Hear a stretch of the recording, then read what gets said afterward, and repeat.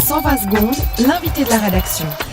On l'a appris ce week-end, le fabricant horloger neuchâtelois TAG Heuer, propriété du groupe de luxe LVMH, projette d'ouvrir un nouveau site de production à Chevenay dans le Jura, alors que le groupe Richemont a annoncé au début du mois qu'il allait créer 2000 emplois. À l'heure où l'industrie suisse d'exportation tire la longue, crise de la dette et franc fort oblige, l'horlogerie suisse fait mieux que tirer son épingle du jeu. Bonjour Gilbert Vacheron. Bonjour Vincent Veillon. Vous êtes le vice-président de l'interprofession horlogère de l'Arc jurassien. Tout à fait. Et vous nous confirmez la bonne santé de l'horlogerie suisse. Alors, la bonne santé de l'horlogerie de luxe uniquement.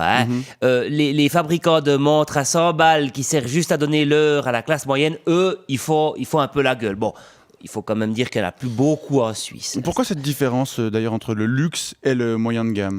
Mais parce que tout ce qui est moyen de gamme, tout ce qui est destiné à la classe moyenne, ça se casse la gueule actuellement, puisque la classe moyenne est en train de disparaître. C'est logique, hein? Ouais. D'ailleurs, on dirait qu'elle est en train de fondre à cause du réchauffement climatique, cette classe moyenne. C'est dingue! Ouais, en revanche, les clients fortunés, eux, ils prolifèrent. Oui, alors surtout dans les pays émergents, notamment la Chine, dont la croissance est encore hallucinante, et puis un petit peu en Russie, un petit peu dans les pays arabes, tout va bien. Et ils s'intéressent toujours au monde suisse. Oui, alors le label Swiss Made continue à leur plaire beaucoup. Mais ça, comment vous l'expliquez?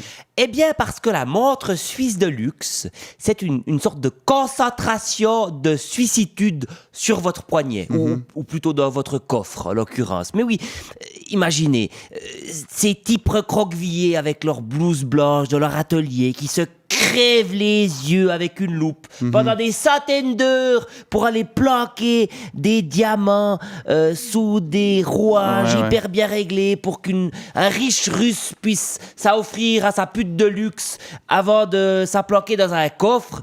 Bref, une chier de boulot pour rien à part du fric. Quoi de plus suisse, Vincent Veillon? Quoi de plus suisse? Ouais. Et le franc fort, il menace pas votre branche, essentiellement justement tournée vers l'exportation?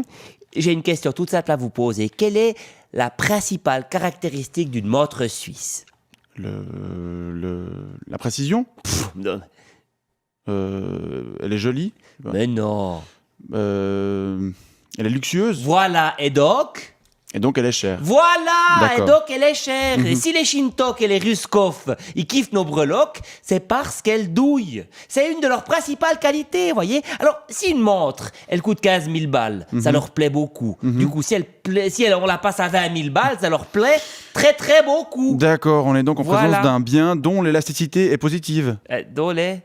Sa demande sur le marché augmente avec son prix, c'est ça? Ah oui, là, je vois ce que vous voulez dire. Un bien de Veblen, c'est ça. Oui, du nom de l'économiste Thorstein Veblen, qui parle de ce fameux effet de démonstration. Oui. Ouais, peu importe.